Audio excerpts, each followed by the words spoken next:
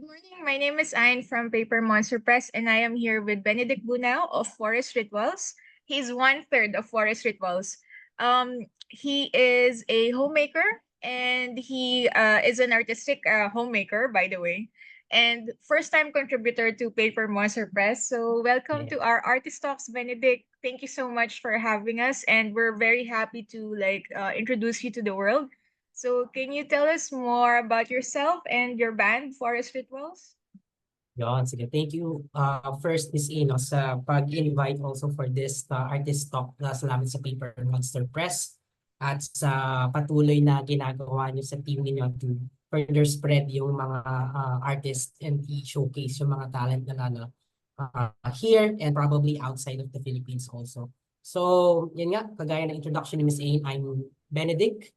I nung nag-send ako ng entry, Miss Ain, sa Paper Monster Press, ano pa lang siya noon, parang one-man band project pa lang siya that time. Nagsimula kasi yung Forest Rituals, pandemic yan actually, no? Siyempre, we had lots of time to do other things dahil sa bahay lang tayo din nag-work ng mga panahon na yun. So I thought of why not bumalik ulit sa pag-create ng music kasi matagal akong natigil eh. Siguro active ako sa pag-create ng music, pagbabanda in general. Nag-start ng high school pa yan. Siguro that was like mga 2009 pa up until 2011. Then pagka-graduate ng college, syempre nag-work na-busy na rin yung mga tao. So medyo nawala ako doon sa radar ng paggawa ng music, no, in general. Kasi yun nga, bumalik lang siya nung pandemic. I started uh, creating songs again. So nag-aral lang ako sa YouTube noon paano mag-record sa bahay, no. So you download the software, you study paano mag-record and mag-mix and mag-master ng content. Until eventually noong 2003, minsan sinishare ko kasi sa Facebook yung music, no. May isang friend na nag-approach sa akin, sabi, parang tinanong niya that time, Toots, ay parang sabi niya, parang okay yung ano yan okay yung pinost mo sinong artist niyan? Kasi sinabi ko sa kanya, hindi, ako lang, ginawa ko yan, parang project nung pandemic na, hobby to do something that's creative, no? Yung hindi naman lang din lagi puro bahay, puro trabaho. Tapos yun, nag-usap kami, and then eventually parang nagdi-DJ kasi siya, pero he used to be a drummer din. Pero mas nag-focus siya sa pagdi-DJ ngayon. So parang naisip namin na, uy, gusto mo mag-try tayo?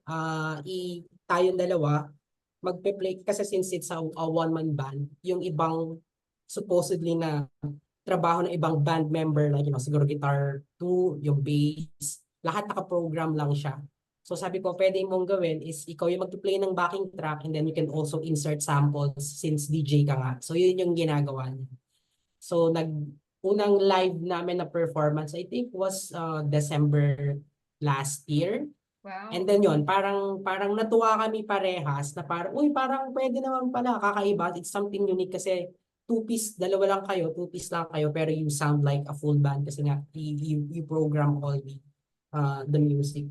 And then eventually nung nag-suggest siya na parang kailangan may totoong drummer talaga. Iba talaga yung feel kapag hindi naka-record lang yung drums, hindi siya drum machine or kung ano mang program yung ginamit. So may kakilala siya, and then we invited him, si Beaver. And then yon, talagang nagkataon lang na nagustuhan din ni Beaver yung music kasi it's at the least siguro something new dito sa area namin sa Laguna. Wala masyadong nagpe-play ng mga instrumental na music, no. Talaga ang prominent pa rin na sound dito sa Laguna is hardcore, yan, metal, tsaka siguro a little bit of emo. Actually, marami pa rin naman na nag-i-emo. So, before kasi yun din naman yung roots ko nung umpisa, metal talaga yung genre ko. Pero nag-venture lang ako into much siguro softer or mas mellow na tugtog. Just to maybe do something new. Tapos yun, we met kami tatlo, nag-jam kami. And then from there, I think dire-diretso na. First gig namin as a three-piece band talaga na Forest Rituals na was April, yes, April. Sa Banahaw to sa Quezon. Na-invite kami doon sa parang annual nila na it's like an awareness gig para sa conservation nung Mount Banahaw.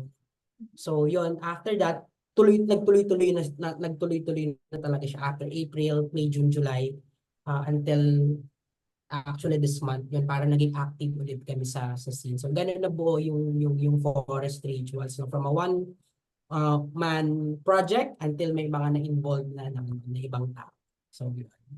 So actually parang kinikwento mo rin yung story ng Paper Monster Press dahil sa sobrang tagal na i-launch yung Oh, current correct. issue, yung 11th issue, Hmm. umabot talaga siya from 2023 to 2024. Yeah. Pero ano din, parang okay din, naging very natural yung process. We found the people Correct. that we needed.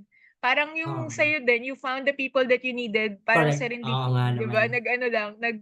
Nag-gel lang talaga. So, tanong ko Oo. lang kasi yung term na forest rituals, naririnig ko yan sa Japan, 'di ba? When people go to the Mhm. forest para parang forest bathing, tapos Mhm. parang nare-renew sila ng forest. And Mhm. is that something that has anything to do with what you're doing with your music, sort of like parang meditation yun about Mhm. during the time of the pandemic dahil ang daming naapektuhan. Oo.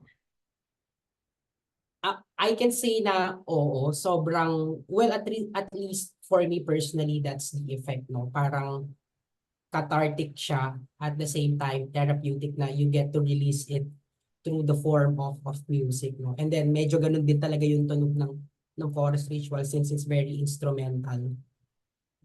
Walang kumakanta, no? Talagang you just absorb the music in relation dun siguro sa mga Japanese forest, no?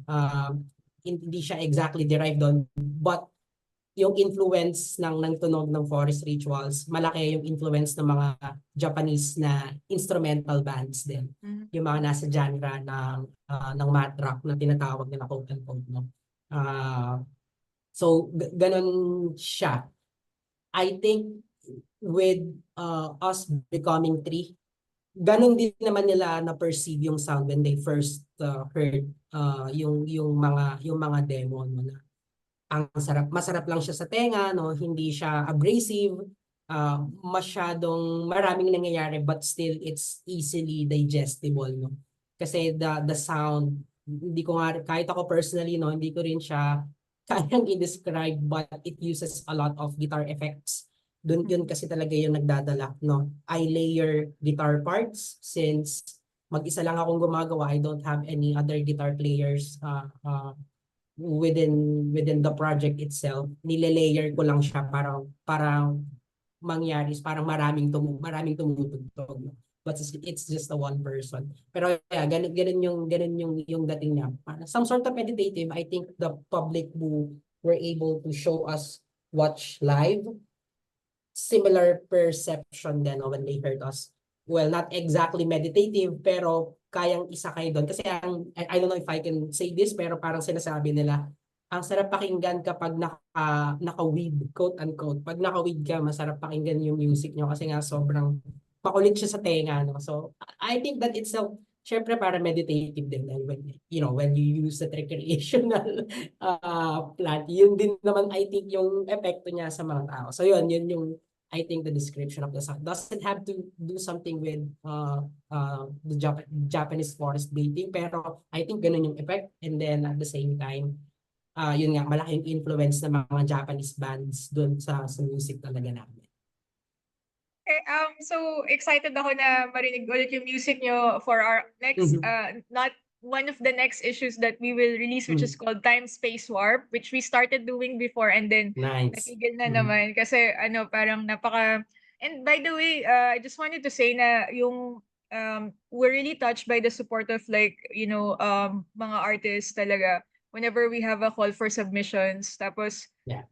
that's really why parang we wanted to bring out an interview, like have this artist talks kasi parang we wanted to for a long time it was all about Paper Monster Press, pero now we wanted it to be more about you guys, kaya ngayon Mhm. parang we're starting the artist talks.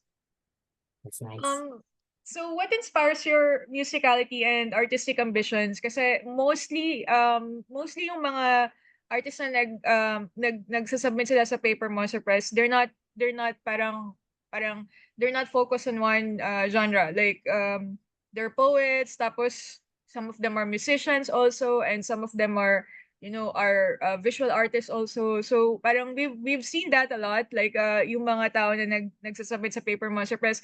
And even if the writers, they don't just write in Filipino, they also write in English and in possibly other languages.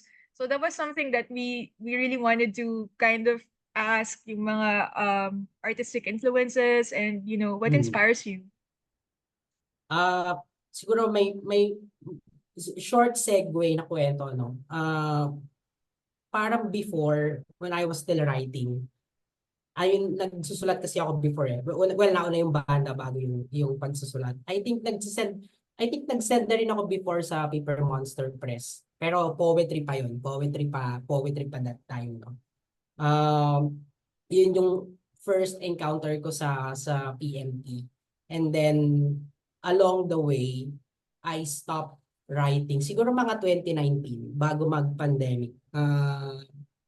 Hindi ko ma-explain how it happened, pero parang ano lang siya, parang I think kailangan kong mag-break from writing. Maraming factor yung yung pwede ko i-consider. Umattend pa ako ng last ng ng workshop sa Cavite Young Writers Association, no? Then after that workshop, I decided to, ang weird nga eh, na parang after ko umattend ng workshop, then after that I decided to parang stop writing poetry, no? And then yun nga, nabuhay na 2019, so 2020 nag-lockdown, nag-shift ako sa music. I still tried to write before, parang paisa-isa, pero parang hindi pa talaga muna at that point in time, na parang gusto ko muna siyang kalimutan, so I switch talaga totally sa music. So pagdating sa mga influences, I think sa music, yun talaga heavily ako personally, mga Japanese na bands talaga, no? Mga math rock na bands like Toe, yun na pala alam ko kung banda sa Japan. Yun kasi talaga yung biggest influence. But from other countries, Elephant Gym, they also play the same sound, math then na instrument. Well, may vocals sa ibang kanta, pero mostly instruments. Other would be, sa West would be Paraket, Totoro. Talagang similar vein ng mga math rock na genre. Kasi doon ako na ano talaga, na-hook, no, during that time. Nung parang nakarating siya sa Pinas, talagang lumubog ako ng malalalim sa genre na yun. But I also listen to other music, yan, mostly metal, mga death metal talaga. Siguro may ibang, di ko alam kung nag-spill siya with what I'm doing right now.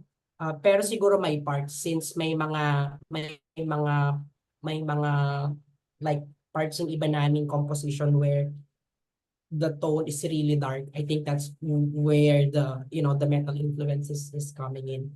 I also listen to siguro yung mga popular lang na jazz players na mga classics, sila John Coltrane. Doon ko naman kinukuha yung mga oddities ng mga time signatures, or even yung mga, kung tawagin na siguro, mga syncopated na pasok. Doon ko siya kinukuha sa jazz. I also listen heavily sa mga classical music. Yan, sila Bach, of course, sila Tchaikovsky, lagi kong pinapakinggan yung mga yan. From there, ang kinukuha ko siguro yung kung paano yung flow ng melody from, mga soft na pasok and then magiging intense. Doon ko siya kinukuha siguro when I phrase the music that I write. Doon din ako humuhugot. No? Marami talaga. Gusto ko siyang gawin na parang maraming pinagmumulan, but at the same time, I don't want to think about it too consciously. Kasi what I believe in is pag wala siya, if I don't think about it, like pinipilit ko na isipin na dapat I should sound like this, nawawala yung